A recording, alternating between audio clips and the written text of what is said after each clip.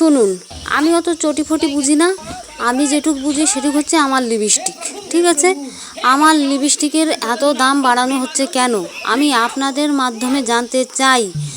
আসলে কি বলুন তো, আমার তো আগের মতন দুর্নীতি করা পয়সা টয়সা নেই। আমি কোত্থেকে পাবো? হ্যাঁ, কোত্থেকে পাবো?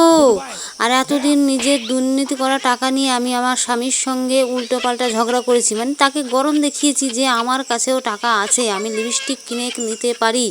এখন সেও দিতে চাইছে না আমাকে লিপস্টিক কিনে। তাহলে বলুন আমি এখন কোন পথে যাই? আমি এখন কোন পথে যাই?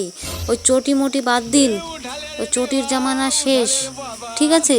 ওই চটি চেটে আমার আর লাভ টাভ নেই। চটি চাটতে চাটতে এই যে আমার দেখুন না, জিভ জিভ ভিতরে অনেকটা ঢুকে গেছে, লোকের বাইরে বেরিয়ে আসে, আমার দাঁতগুলো বাইরে বেরিয়ে গেছে। আসলে কি বলুন তো, মাঝে মাঝে জিভের সাথে মানে চটি চাটতে চাটতে দাঁত দিয়ে কামড়ানোরও চেষ্টা করতাম, তার জন্য আমার দাঁতগুলোর এই অবস্থা। সে যাই হোক, সব কিছু বাদ টাদ দিয়ে আগে বলুন লিপস্টিকের দাম কমানো হবে না হবে না, ওটাই আমার সব থেকে জানার দরকার।